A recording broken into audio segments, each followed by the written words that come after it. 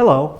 So you're starting to think about your retirement and you're wondering if there's some things you should be getting your arms around as it relates to leading up to this wonderful event. Well, we're here today to talk to you about 5 things that we would recommend you do as you're thinking about your retirement. Now, the first item is actually non-financial in nature per se, but it does factor into your finances, and that is we recommend that you actually visualize yourself being in retirement. So you're going to have more time on your hands.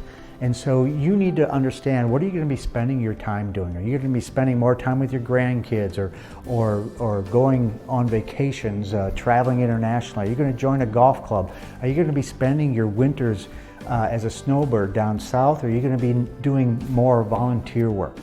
That answer is going to help us go into number 2, which is we recommend that you really get your arms around how much you need to live off of. So start tracking where your dollars are going and develop a nice firm budget so that we all understand how much you're going to need to live off of once you do pull the plug on your employment.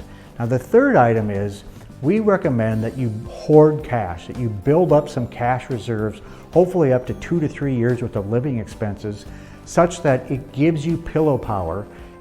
Meaning that when you retire, if the stock market has a couple of 1 or 2 or 3 bad years right after you retire, you aren't going to feel as anxious because you have a nice stash of cash in the bank.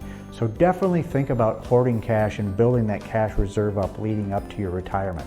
Now, the fourth item is we would recommend you go through all of your investment accounts and make sure you understand how your accounts are being invested and allocated. Are they aggressive? Are they conservative? Because typically we find people as they enter retirement, you're going to want to become more conservative as long as you've done a good job of saving up dollars.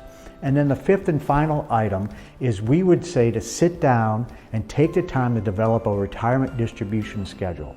So if you need X amount of dollars every year to live off of, where are those dollars coming from and how are they going to be taxed to you? So you're going to want to understand what tax bracket you're in and where you're going to pull dollars from.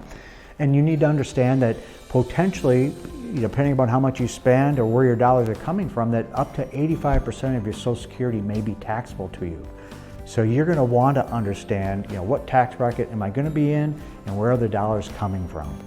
So hopefully these 5 tips have been helpful to you. If you have any further questions, please feel free to reach out. Thanks.